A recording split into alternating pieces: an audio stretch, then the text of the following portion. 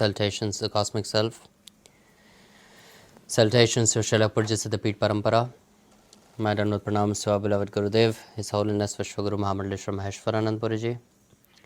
Good evening to all of you who are present here and those who are watching through webcast, and lovely evening here for us in Kapiti, where our dear Swami Madhuramji is beautifully taking care of this beautiful place.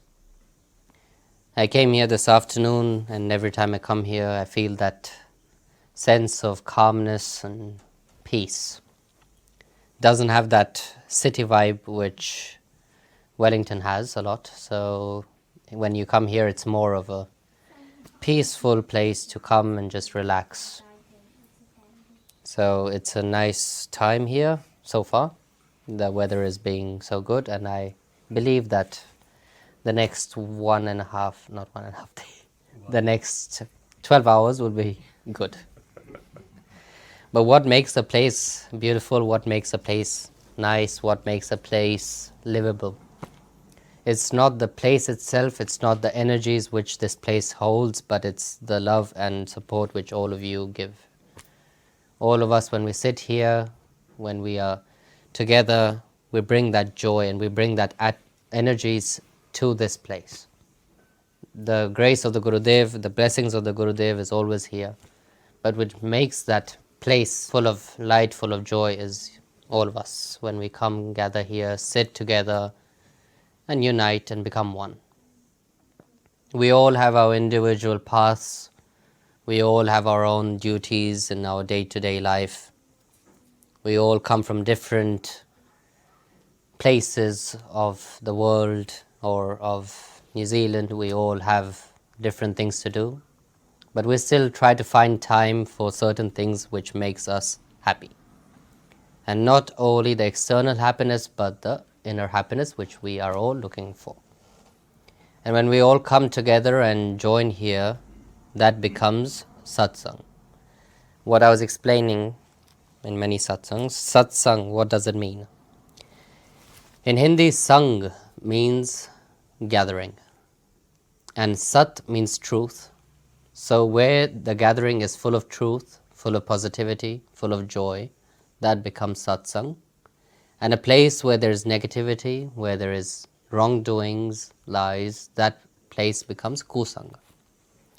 So when we choose and make a choice between satsang or kusang, and we decide where we want to go, that is already the first step to inner happiness or fulfillment or whatever we are looking for. Because we have that viveka. Viveka means intuition power between what is right and what is wrong. We all can decide what is right for us and what is wrong for us. We all have that decision making in our beautiful head. That's why God gave us 2 years, and something between those 2 years. Put information in from here and put it out from here, right? So that's why we have 2 years, that we can put it here, then we have a brain to process it.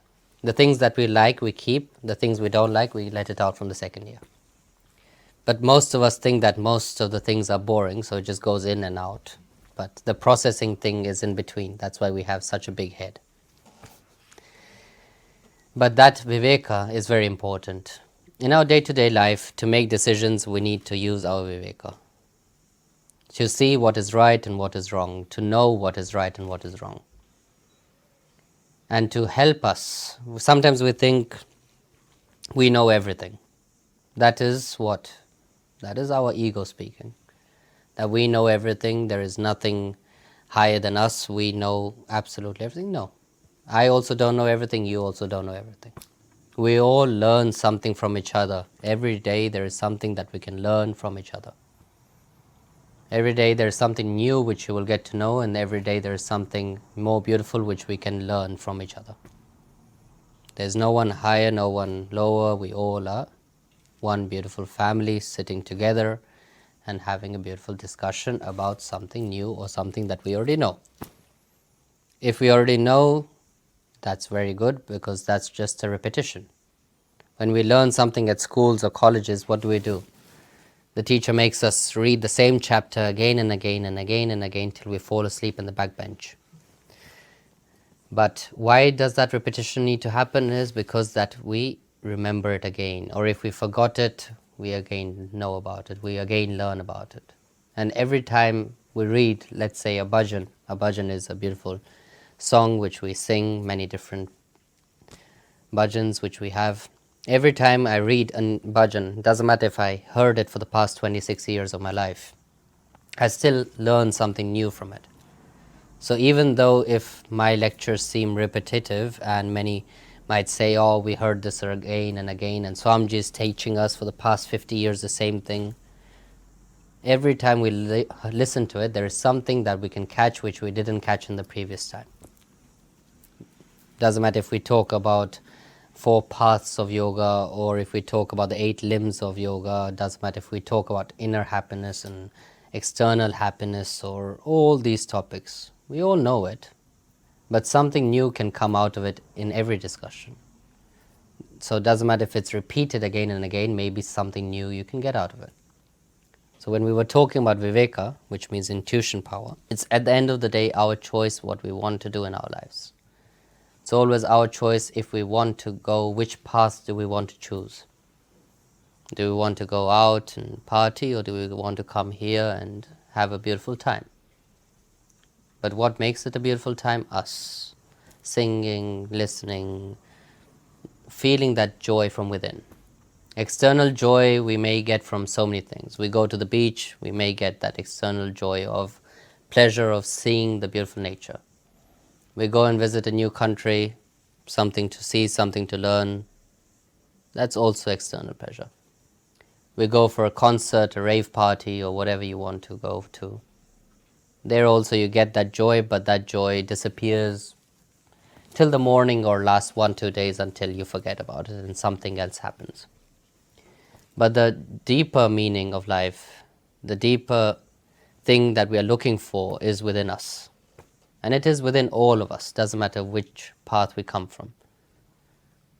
We all have it within us, just it's a time for when it gets awakened and when we turn that button on. And most of the times we think that, oh, to turn it on we have ourselves, we can do it by ourselves, we don't need anyone to tell us what to do. But in reality, somewhere we do. In the same way as we needed our parents to help us walk or teach us the first words, in the same way as we went to colleges and schools that the teachers could teach us something, in the same way, in the spiritual path, we need a guru. Why is that necessary? Because he's the one who is the bridge, or who is that boat who helps us cross that wavy ocean. It's not that we don't know or we don't have it within us. There is always something, even if we go into deep meditation or we sit for hours in silence, and something may open up. But to fully open and activate everything within us, there is something deeper which we need or which we look for. And that's why we need someone who guides us. You can call him a guide, you can call it a higher spirit, you can call him a guru, you can call him whatever you want. But according to my experience, we do need something for that click to happen. There are many other things that we can activate on our own just by reading books, but reading books without understanding it or without fully embodying that within us, it's not going to help. We can read 10 times the same book, but maybe there's some meaning which our ignorant, innocent mind does not know the meaning of. And for that we need the explanation which is much more deeper than what is written. We have so many scriptures, we have so many books, so many techniques which we can practice, which we can read. But there is something which is much deeper than just the physical, superficial level of textbooks. There's something, some knowledge which is always hidden there. When we read a book, we can read it 10 times, and every time we read it, we'll find something new. Why? Because it doesn't matter if we're reading the same text again and again.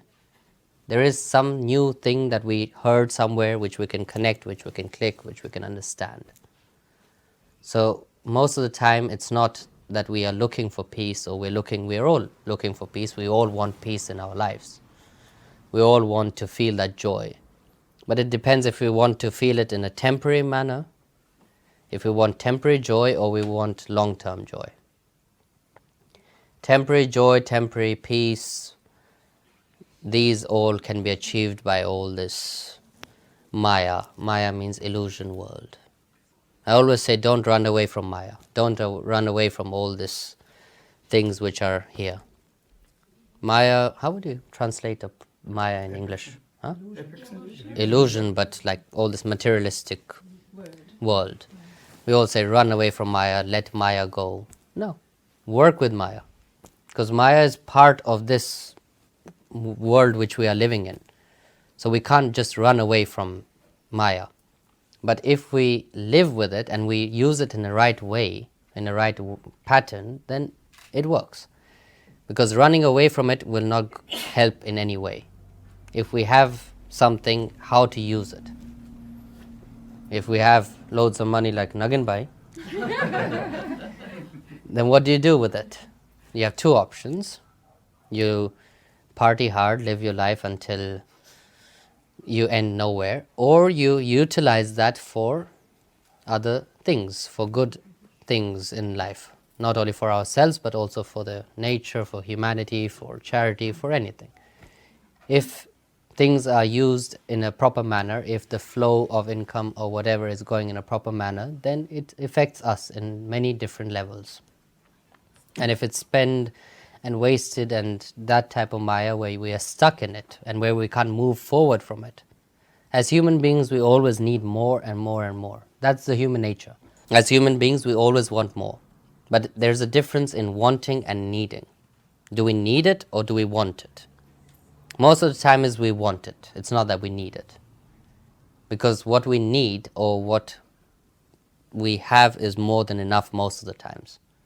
But that is santosha, contentment. We are santosha or? Yeah, santosha. Santosh means we have it, we know that we have it, and it's enough for us. But most of the time, even for food, our eyes and our tongue is much bigger than our belly. We want more.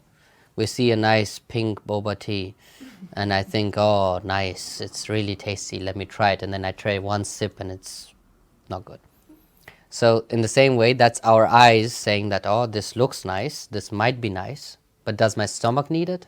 No. Does my tongue need it? Yes. That's again Viveka, to choose. So no one is perfect. We all have flaws in our lives. We all want to experiment and try and do new things. But we need to realize in the difference between needing and wanting. Because most of the times we have everything that we need. We have enough to sustain our lives. We have enough to live our lives. We always will get. If we have that trust and faith, it will come. Doesn't matter from where it comes. That I learned in the past few years. When I gave up on wanting things, I don't know if I'm purely given up on wanting things, but working on it. It's a working process for all of us. But once we learn how to say, okay, I'm okay with this, then God knows from where, but life moves. Things function in their own way. You don't maybe get the exact thing that you wanted. You don't maybe get the specifics of anything, but it's functional. And it's more than enough for us. But as I always say, the neighbor's grass always looks greener. Why? Because we don't know how much pesticides the neighbor used. At least our grass is naturally grown without any pesticides. So even if it's patchy, even if it's less green, it's still organic and it's still good. So let's be happy with that. We have a bicycle and our neighbor has a motorbike. Then our inner enemies, which I call them, which is Kama, Krodha, Mada, Lobha, Ahankar and Irsha, which means anger, lust, jealousy, ego, envy and greed. When these things awaken within us, then these emotions or these things come up. We have a bicycle, neighbor has a motorbike. Oh, I wish I would have that, or I want that. Then what? We get a motorbike and the neighbor has a car. We're again in the same loop then. Oh, I want a car. Finally we get a car and he gets a Lambo. Oh, I want that one. And when we get that one, that he will have a helicopter. And then if we have a helicopter, he'll have a private jet. So it's never going to be enough. We are never going to be satisfied. But when we realize that we have enough that we can live, we have enough that we can be happy. But it depends what is happiness for us. Is having everything but not having anything inside the true happiness?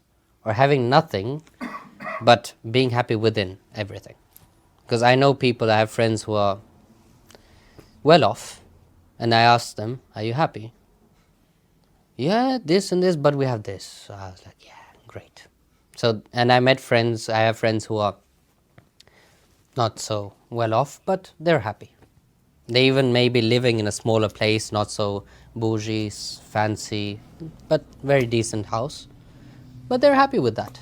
Even if there are 10 people, 15 people in that house, in that little house, they still cook their food, they eat together, they sit together, they have proper discussions and meals. That is true happiness. Not if you have a fancy mansion, a huge mansion where you have 70 servants and 5 people living in it, and all of them are on their phones and not maybe eating all at different times. That's not happiness. That is we having wealth and not knowing what to do with it. That's us wanting more, having enough, more than enough, but not knowing what to do and not giving us that peace. As much more we have, that more distracted, that more upset, that more sad we will be. So that dialogue, money buys happiness, I personally do not agree on that. Maybe some others may. I believe that when we find that contentment within us and we are accepting for things, we are not expecting, do not have expectations, but acceptance to what we have. When we expect things from others or from ourselves or from anything around us, and our expectations are not fulfilled, then what arises? Anger, disappointment, main 2 things. When things which we want or which we wish for it to happen, it doesn't happen, we are disappointed. Oh, I tried this and I wanted this and it didn't happen. Or I told this guy and he promised me to do this and he didn't do this, and then we get anger. Is that going to harm that other person? No. Anger is just harming us from within. It's eating us alive from within. It's not harming others. I can shout as long as I want, but if he's in peace from within, me shouting is not going to affect him. So us swearing, trying to punch that person, doing anything, but if that person has inner peace, it's not going to affect him. That's just us wasting our energy on something that does not need to be wasted upon. When we talk about brahmacharya, which immediately people reference it to lust and to celibacy, brahmacharya means self-control. Doesn't need to only go in that sexual part. When we say brahmacharya, that means also controlling ourselves from these within, anger, from all these other aspects. When we say brahmacharya, it means I am controlling myself from shouting at this person, even though I'm stuck in traffic for 2 hours and the guy behind me is honking and I want to do many things, but no. Just turn up the volume and the music and enjoy. Not so hard. But our inner self is going to be, nah, I will go and punch that guy. Is that going to harm anyone? No. It's just going to destroy our inner peace. We might be angry at many things. Even if we live in a closed space for a longer period of time with the same person or people, family, whatever, we might have fights, we might have arguments, we might have many dysfunctional things. But that is everywhere. Every place will have some type of dysfunctional aspects of the being. And that is normal everywhere. But how do we deal with it?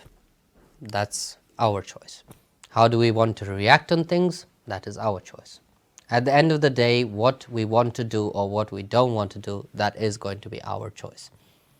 There's no one pushing us, there's no one forcing us. If we want to do something, we do it. If we don't want to do something, we don't.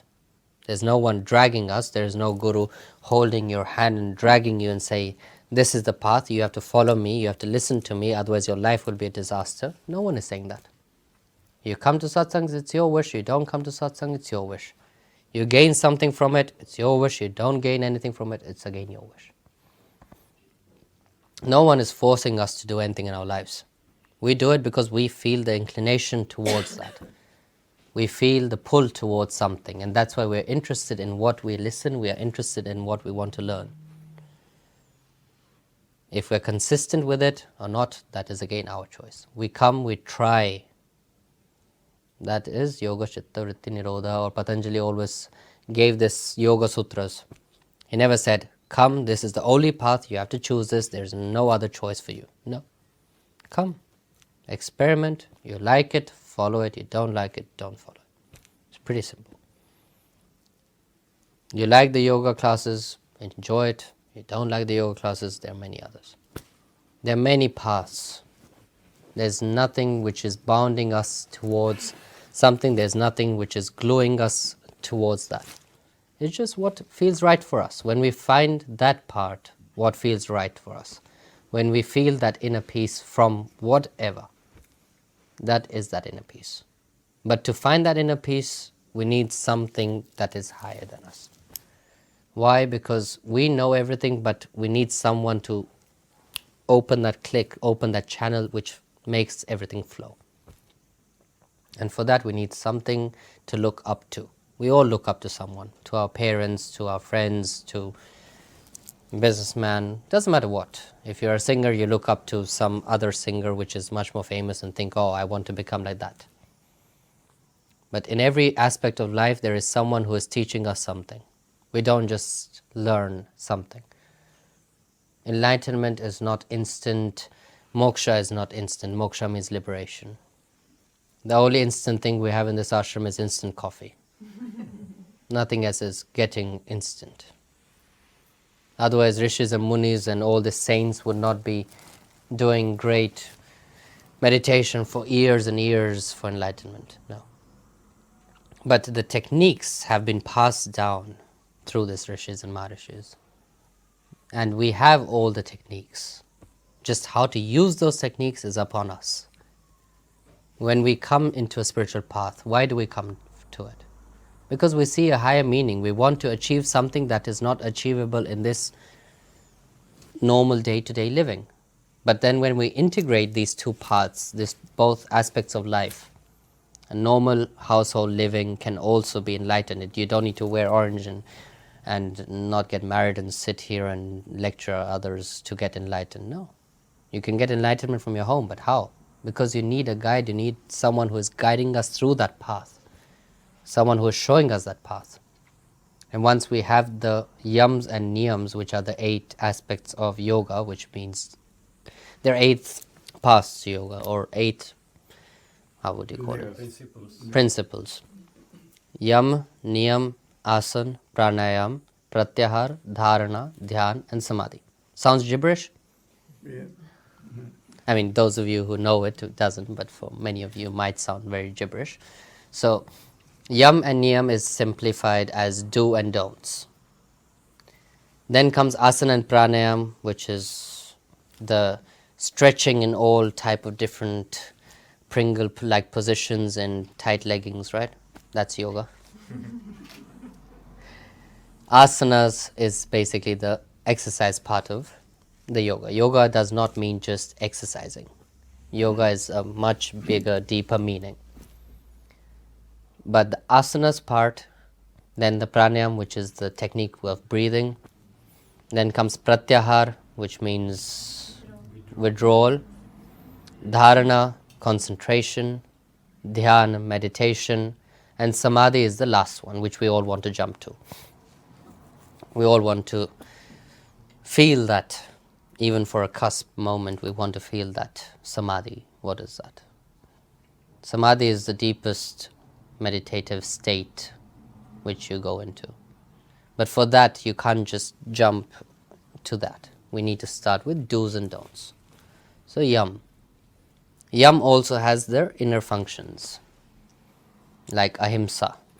We all talk about ahimsa. What is ahimsa? Not harming anyone. Non-violence. Non-violence. Non-violence doesn't mean, oh, I'm angry at him, I want to punch him, and I won't do that. That's non-violence. No. Non-violence means also if we say something to someone which may hurt the other person, refrain from doing that. Also for ourselves. Self-love is very important. Love is a big word. We all use it very easily. We just say, oh, love you, love you, love you. Do we mean it? Or we are just saying it because we want to give pleasure or give that sense of happiness to someone? Without love and without feeling, this world does not exist. If we are cooking food, it needs to be done with love and feeling. If we are talking, if I don't love what I'm doing, me sitting here and just blabbering is not going to help anyone. There needs to be some feeling within that I love doing this. I love carrying forward the message of Gurudev and I love doing it. That's why I'm doing it.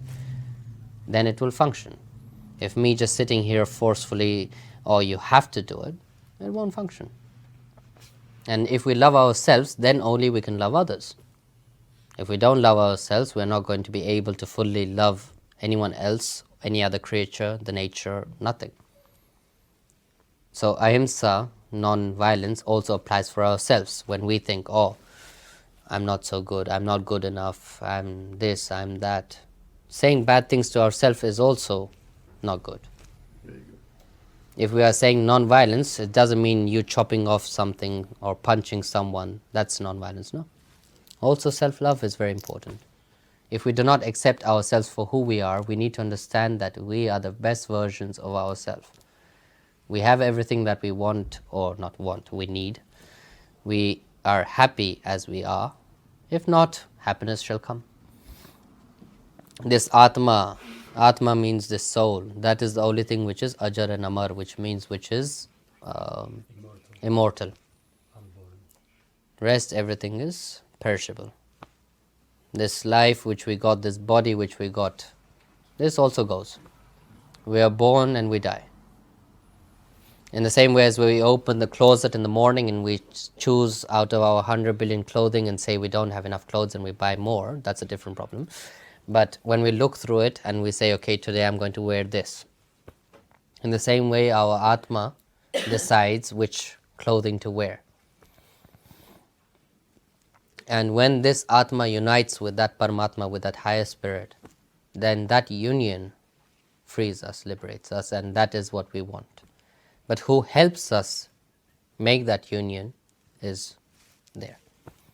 That's why we need a guide, or that's why we call it a guru. Guru, the literal meaning of guru doesn't mean anything. It means from darkness to light. It's not such a difficult word. The one who brings us from darkness to light. Which type of darkness? External darkness, internal darkness, any darkness which we are stuck in. But we need to realize that what comes shall pass. Nothing is permanent, nothing will remain. In our bhajans we sing, Dhana daulat mahal khajana sab yahi reh jaave re, which means money, palaces, houses, all these things will stay back. Nothing will go with you. The only thing that will go with you is your good deeds and your karmas which you did in your life. That will go with. The love and respect which you gain from people, that will go with. All these other things which are here will not go with you. But still we are so attached to these things because we feel that this is our pride, this is what we need, and this will free us. No, it won't. This is just binding us more. Spiderweb you call a cobweb, right? Yeah. How many of you saw a cobweb?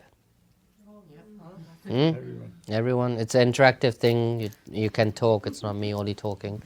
So many of us saw a cobweb. What happens when the insect gets stuck in it? Can't get out. Tries to get out, and it doesn't matter how much it tries to get out, it just gets more and more entangled into that web. In the same way, it's us human beings. We try to get out of it, we try our best, but it's doing nothing. It's just entangling us more into that illusional world full of this all materialistic things. So instead of trying to run away from it, work with it and go forward. And integrating spiritual aspects into our life is important because that is something which will give us inner joy, inner peace. Not saying you come immediately, bow down in front of the altar and start doing something. No. Start with simple practices like chanting. No, you don't need to even chant or understanding mantras. Just sit in the presence of something like this, where there is bhajans, where there are kirtans, where you go into a meditative state, where you do your pranayam, breathing work. That's all initial stages. Or just practice this yam and niyam. First we talked about non-violence, then comes asteya, non-stealing. Non-stealing, we think, oh, let's go and rob a bank. That's not, and not doing that is non-stealing, no. Stealing someone's time is also asteya. How do we do that? By sitting and talking, and doesn't matter if that is going in the other guy's brain or not, we just continue. That is us stealing someone else's time. Not necessary. Stealing someone's happiness, not necessary. So it's not only physical stealing where we go and steal something physically, no. If we are stealing something from someone in any possible way, physical or mental, that is also stealing. Then aparigraha. Non-accumulation.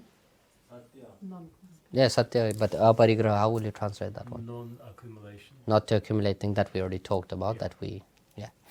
Then satya, truth. Simple. Say the truth. It doesn't matter. Then we will say, oh, we will say something. We are just being honest, and then that might really affect or hurt the other person. But we say, oh, it's just me being honest. No, that's also not the best idea, because that is also then putting other things in place. So we try not to hurt someone. Doesn't mean that we have to be so honest and brutal that is affecting others, because that is doing other things. So satya, be truthful. It's better to be truthful than to say one lie and then make up 100 lies to cover the first lie. Truth. Then swadhyaya. Swadhyaya means repetition. That also we somewhat touched. That even if we know something, even if we heard something, it's okay to do swadhyaya. Swadhyaya means to repeat, repeat, repeat again and again. Even the mantra which we chant with our mala, mantra means a chant, a vibration, something that is much deeper than just the words of the chanting. Why do we repeat it again and again? Because that energy then flows within us. So swadhyaya is very important. Then Ishwar Paridhan.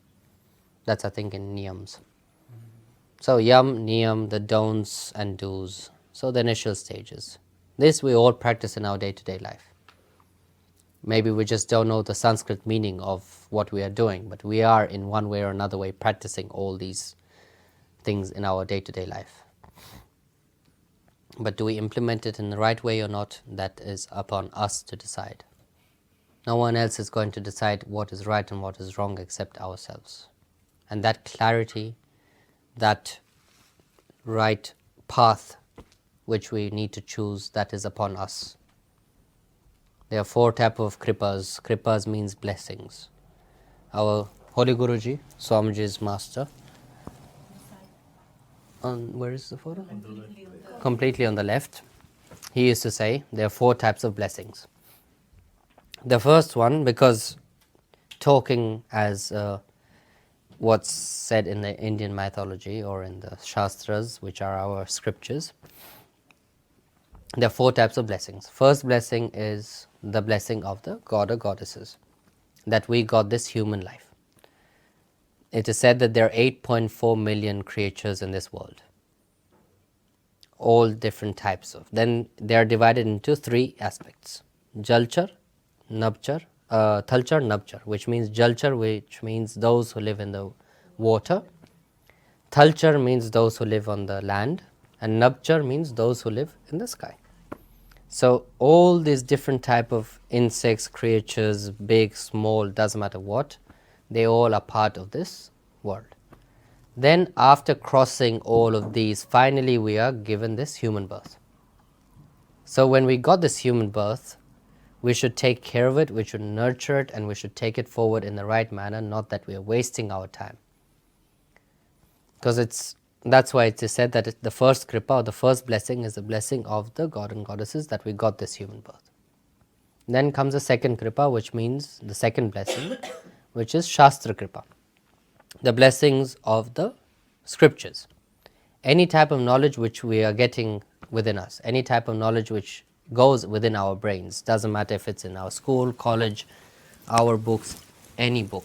If that knowledge is going within us, that is the blessings of the kripa of the scripture.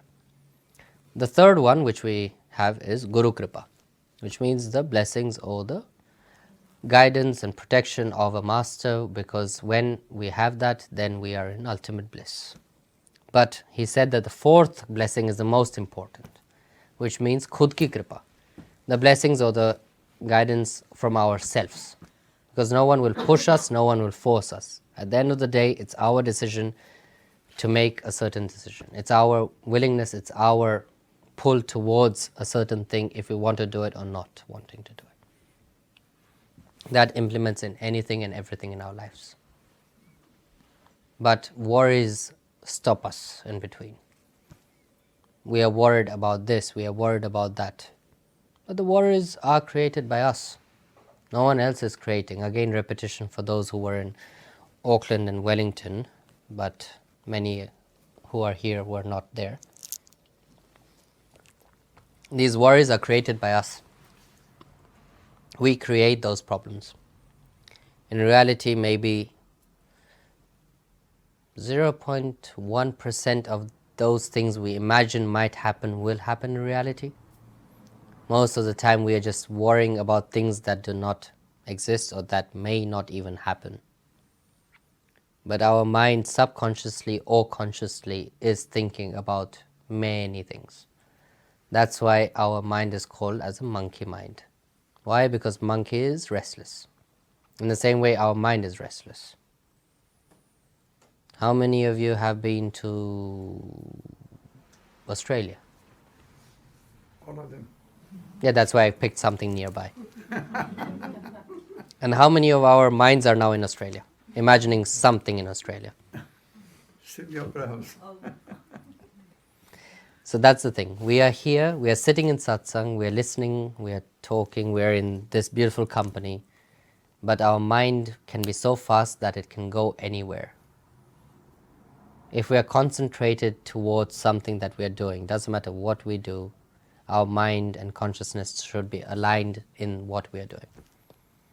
If we are sitting together in this satsang-like atmosphere, then we'll be present here.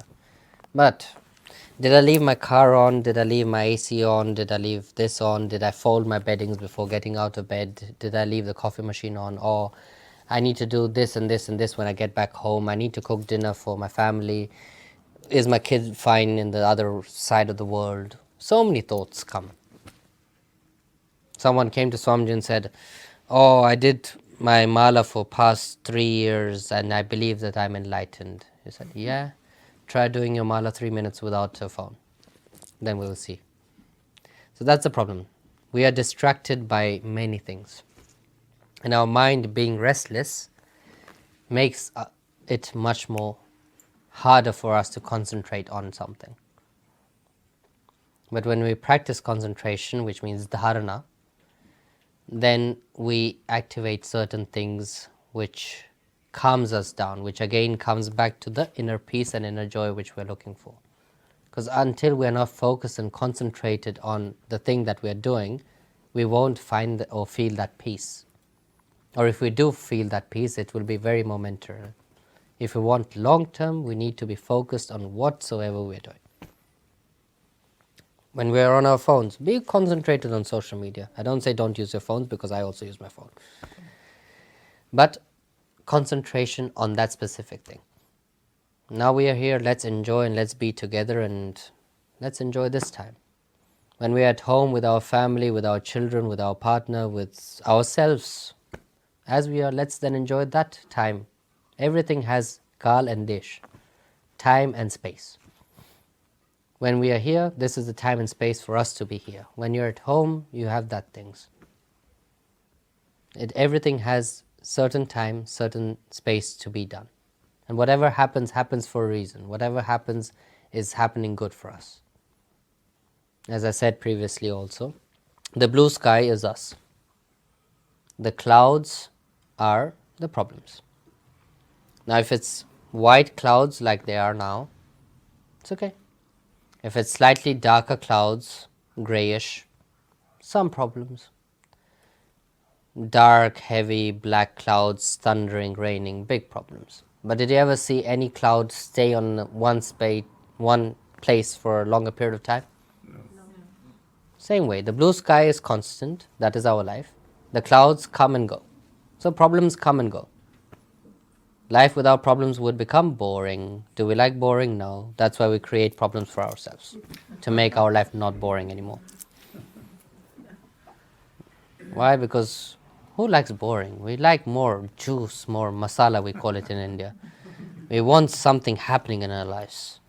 And if nothing happens in our lives, we create something that makes it happen. But just know that that blue sky is there. Maybe it's not visible for a certain period of time, but it is there.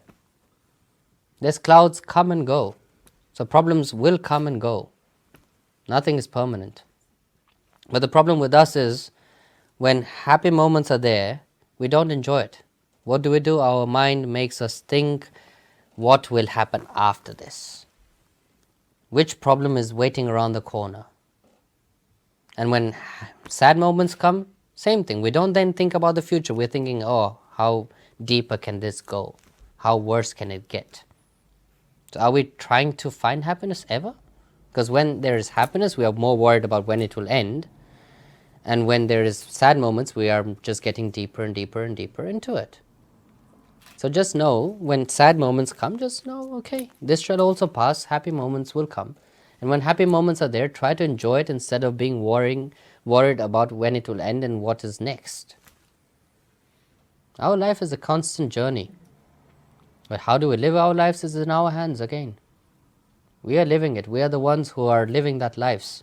We all have our own individual lives. We all have our individual type of living, way of living. But how do we live it? In our hands. As Gurudev always said, world peace what did he say? World peace in our hands? Mm-hmm. Yeah. So when we want world peace or inner peace or any type of peace, it is in our hands. He or me or someone cannot just throw peace at you and now you're going to be peaceful and happy. The techniques are taught by them. But if we follow those techniques or not, our wish. We can, Madhuramji or Sevadevi or all yoga teachers who are sitting here can say, this pose is good for your back and this pose is good for this and this pose is good for that. Or it's in the book and we read it, yeah. And then we just say, okay, good. But if we practice it, we might feel the difference. If we don't practice it, we don't see the difference. So it's for us to practice or not to practice something. It's for us to follow or not to follow something. I'm not saying to blindly follow something that you don't know, but give it a shot. There's no harm in that. There's no harm in experimenting. You might have experienced and experimented so many things in your lifespan that experimenting something more is not going to harm you in any way. How many of you experimented very interesting things in my age? Just go back in your head and imagine what all you were doing when you were 26. So, trying something which will give us inner peace, some techniques like mantra, like just listening, like even when I say, when people ask, oh, what is the meaning of this mantra and this and that, I said, you don't need to know the meaning. Just close your eyes and enjoy the energy which flows through. Close your eyes. You don't need to. I'm not forcing you to. It's again your wish to. But if you wish, please do. Namo Swananta. Just feel the energy of the mantra. Just try to... You don't need to understand a single word of it. Just feel it. Feel the energy flowing through your body. Namo Swanantaya Sahasramurtaye Sahasrapadakshishirorohave Sahasranamne Purushaya Shashvate Sahasrakoti Yugadharine Namaha Namah Kamalanabhaya Namaste Jalasahine Namaste Keshavananta Vasudeva Namostute. Vasanat Vasudevasya Vasitam Bhuvanatrayam Sarvabhutanivasosi Vasudeva Namostute.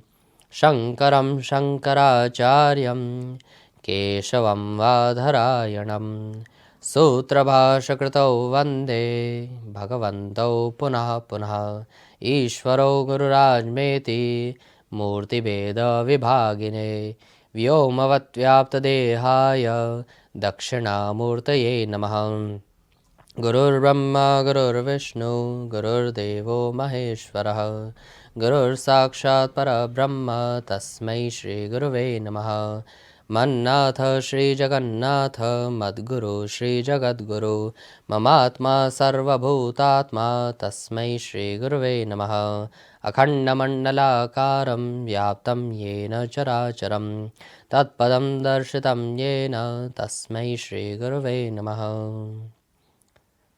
So even if we understand a meaning of a mantra, even if we don't, these are some vibration, some sound which affects us internally, which may give us different feelings, different understandings. We don't need to understand the literal meaning of what the mantra chant means, but it has certain healing powers.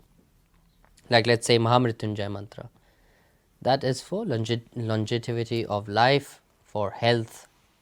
These things can be given by Mahamrityunjay mantra. So even if we can chant it or not, even if we just listen to it, Om Trayambakam Yajamahe Sugandhim Pushtivardhanam Urvarukamiva Bandhanat Mrityor Mukshiyamamritat. So this is for long health, this is for health and for long life. So many mantras, there are so many mantras. So all these mantras are not a religious practice, it's not something that you need to follow, but it is the vibration which can be felt. If we are doing some rituals, if we are doing, like tomorrow we have yagya. So what does yagya mean? Offering to fire. Now why do we offer things to the fire? Many will say, oh, we are just burning wood, or we are throwing random things into the fire. What is happening with it? It's mainly about not what we are offering into the fire, but how we are offering. Again, we come to that feeling part. With what feeling are we offering? If we are offering anything, we make food and offer it to our partner. We make food, offer it to our kids, to anyone. That is also offering that we make. So in the same way, when we put something into the fire, into the sacred fire, we are offering many things into it. We are wishing, praying for things. Like the yagya, the puja, the whatever you want to call it, what we will do tomorrow is mantra chants which will be done with offerings for world peace and for health of Gurudev. So there are many things that can be done, and it does work. Saying it by experience, because did many yagyas, many pujas in my life, and things do work. But it works when we have faith and trust. Without faith and without trust, nothing happens. Without faith, without trust, and if you don't trust a person and that person said, can I borrow your car? You don't have trust, why would you? But if you have trust, you get the car, you get your job done, and things function. But for that, you need to have trust. So in the same way, when you trust something or someone, if you would like a chair, there's a chair, you can sit on the chair. You okay? Cool. So when you need trust, when you have trust or faith, then many things move on. When we don't have trust and faith, then many times it may feel like we are stuck, or we want, or why we are here, or what are we doing. What are we doing is a good question. Bhagavad Sri Shankaracharya said, Koham kadamdam jatam kove karta savidyate. Who am I? We need to ask these questions to ourselves. Who am I? Why am I here? What is the reason of my existence? From where did I originate? These are self-inquiry questions. We have to ask ourselves these. Then the answer comes, Aham Brahmasmi. That Aham, which means I, is not that egoistic I. This is the realization that I am the Brahman. Brahman means I am that Atma, and that Atma, that soul, is uniting or wanting to unite with the Paramatma. When Atma and Paramatma, which means the soul and the higher spirit, unite, that blossoms something much more deeper, much more beautiful. But that realization is given or helped to achieve by a grace of a master. In simple language, we are in a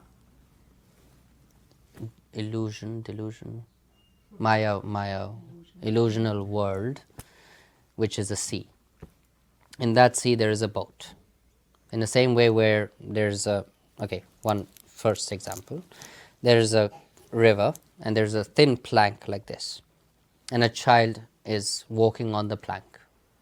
But when he holds the hand of his parents, one parent or both parents, he has that trust and faith that nothing will happen to me, and he or she will cross that plank very easily.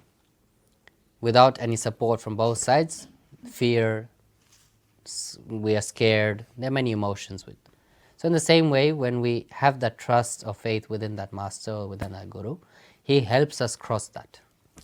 But it's our choice if we want to step foot into that boat. But once we do step foot in that boat, then we know that this all wavy, illusional world of this ocean will be easily crossed. Why? Because we have trust and faith. And we sing in our prayers every day, Rama Krishna se kaun bade usne bhi guru keen. Which means Lord Rama and Lord Krishna, who were the incarnations of Lord Vishnu, when they incarnated to this world, they also had to find a guru. Why? Because without a guru, many things are not possible. But it's not, I'm not telling you that you need to find one. I'm not telling you that what you need to do or what not. That is your inner viveka, your intellect telling you what is right or what is wrong. Just telling many things move, many things function when we have some type of guidance in our life. Some deeper guidance. Many may say, we know everything, we have everything. That is our ego speaking. Every time there is something new to learn, so there is no harm in testing. Call it a testing period. You like it, you don't like it, up to you. Give it a chance. There's no harm in giving things a chance, but there is a harm in giving up. In the same way as you're climbing a mountain or a tall building with many staircases, when we get tired, we sit down, we take a break, we drink water. We don't just run down the mountain back and everything goes down the drain. No. We take a break. In the same way, in life, challenges come. In our spiritual path, challenges come. What do? We sit down, take a break, drink some water, whatever you need, take your time, and then continue going upwards. But these inner enemies, jealousy, ego, anger, this is not doing any harm to others. It is just pulling us down, pulling our energies, positive energies, our spiritual practices, everything goes down the drain when these things awake. And it's much harder than to climb again up, and then again something happens and you go back down. So when you feel anger, try to understand, why do we feel that anger? Why are we angry at someone? Why is that emotion being awakened? I was talking with someone a few days back and we gave it a name, buffer period. When those emotions awake, take a break, step back, realize why that emotion has awakened within you. Why is that? Is that you, or is that other person, or you're projecting something from the other person? There's always a reason why something is happening. Even within us, why things, our emotions are raised, doesn't matter what type of emotions. Understand that and then react on it. And helped me personally a lot. After I followed that, I call it the buffer period. When something comes, don't react immediately. Take a step back, understand the whole situation, then see what to do or what not. Because in the heat of moment, what our first reaction will be might not be the best decision.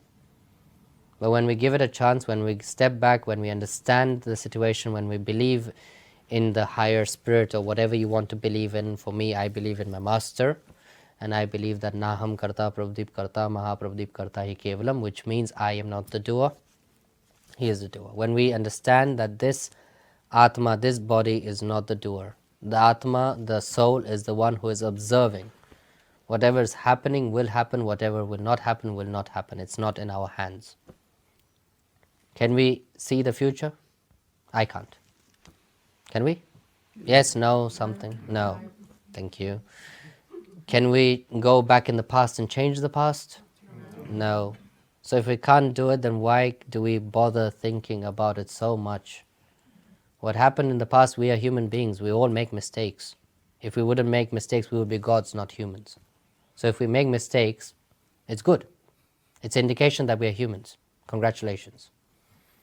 So if we are making mistakes, we learn from our mistakes and we learn how to not repeat it. We don't go into that regret mode and destroy half of our day or half of our life contemplating why did we do it. We did it, it happened, past, let it go. I know letting go is hard. Once we do, and once we surrender, I don't say that you need to surrender. I'm saying I did that, it works for me. You want to do it, up to you. But once I surrendered and I said my problems are yours, my happiness is yours, my sadness is yours, everything of mine is yours, my life became much more simpler. People ask me, what are you thinking about? I love this answer. They don't love it, I love it. I say nothing. They say, how can you think about nothing? I said, I don't know, but I just don't. But my life is much more peaceful after I started surrendering. It works for you, it doesn't work for you, your personal thing. It works for me. I'm happy with that. That is something that gives me inner joy and inner peace. Letting go of things. Sometimes it's hard to let go of things. Let go of relationships, let go of friendships, let go of thoughts, let go of this, let go of that. But once we do, life becomes much more pleasant, much more peaceful, and we find or feel that inner joy. But most of the time we are holding on to something, some emotion. We are holding on to something that happened in the past. And until we don't let that specific memory or specific thing or specific whatever you're holding on to, let it go, you will feel something has dropped off and you became much more lighter. But until we hold on, that is attachment. Attachment is not, oh, I'm attached to my beard, which I was last year. So attachment is not when I was growing my old hair and now I liked my hair. Yeah, that is also attachment. But I'm talking about attachment which is harming us from inside. This beard and hair shaved off this year, next year I'll again grow it. Doesn't matter. That attachment is different attachment. I'm talking about the inner attachment where we are holding on to something which is somewhere deep in. But when we let go of that, we will feel much more lighter. We all have something inside of us which we are attached to, which we are holding on to, which we are grasping onto. Let that go. You'll feel that peace. And future, I wish I will do this. That's all. No, that I wish for this to happen. What if this will happen? If is future. We don't know it, we don't see it, let it be. When it comes, we will deal with it. Until it doesn't come, let it be. Enjoy, be now, here in the moment, be happy, be present in whatever we are doing. But it's hard to let things go. It's hard to be, just be. But try to be doing nothing. Try to just be in the moment. You will feel that peace. You'll see that whatever you're doing, if you are being concentrated in that specific thing while doing that without worrying and wondering about absolutely everything else in the world, you will start feeling that joy, you will start feeling that peace. But until we are distracted, which all of us are, that's human nature. Like I'm sitting here and there's a bird chirping there, my thought will go there. No, I'm here. Things around us will always happen. Even if you're sitting in meditation and something smashes in the kitchen, let it be. What will go wrong if you just let it be? Doesn't matter if someone else dropped it, doesn't matter if the wind dropped it, whatever. It can be dealt afterwards. Right now I'm focused on meditating, or right now I'm focused on reading, or right now I'm focused on work. Doesn't matter how boring that work is, but it has to be done. So let's just concentrate on it with full feelings and understanding, and let's get it done with, and then we are free to do other things. But if we are working and having in our minds 100 billion different things that we want to do or have to do later, we won't concentrate, and it will take much more longer time to finish whatever we are doing. So just first step, try, I'm not saying let it go, but try to let things go.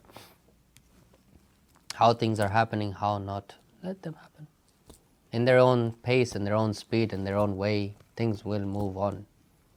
Life moves on, let alone relationship, let alone other million other things. Everything has to move on. Even us as human beings, we have to move on.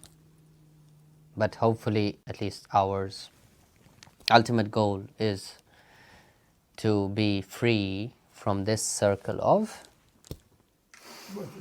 death and birth. Swamiji gave a very nice example which I use in most of my lectures, not only often, but most of them. First we are mother's lap and cradle. Mother's lap, cradle, mother's lap, cradle. Then after that, school, home, school, home, school, home. Then finally you're done with that like me, then we think we are free, then no. Work, home, work, home, work, home, work, home. Then finally after we are hit a certain age, then what? Pension. But Swamiji used to say, retirement pension, whatever. But Swamiji used to say, it's not pension, it's tension. Why is it tension? Because then we start with hospital, home, hospital, home, hospital, home. Then finally, when we are done with that, we think we are free, we die. We are not, because then it's death and birth, death and birth, death and birth. But when we have a higher understanding of ourselves, when we move on to that spiritual journey and that spiritual path, we realize that this Atma is the one which is mortal, rest everything is immortal. And when we are not attached to it, then hopefully we get freed from this circle of death and birth, and we can attain the higher consciousness, which is liberation and moksha, which frees us from this cycle of death and birth. I know it sounds very, how would you call it? Very deep. Nice. Yeah, very nice, you know. It's not something negative which I'm talking about. Death comes to all of us. It's not something that we can avoid. So what's wrong in talking about it? And it is true that this cycle is there. If you die, you'll be born. If you'll be born, you will die. It's a body. That's the Atma. The soul is permanent, not this body. But again, attachment towards this body is something that we are attached to. Attachment to this shawl, oh, I like the shawl. That's also attachment. Anything that we are attached to will hold us back from progressing in our spiritual path. But to lighten the mood, I will ask Madhuramji now to sing something, and then we can continue. Because I think after I said that, many of you, your facial expression changed a bit. So let's lighten the mood a bit. धर्म सम्राट परमहंस स्वामी श्री माधवानंद जी सद्गुरुदेव भगवान की जय। विश्वगुरु महामंडलेश्वर परमहंस स्वामी श्री महेश्वरानंद गुरु जी गुरुदेव की जय। जुग जुग जीव महेश्वरा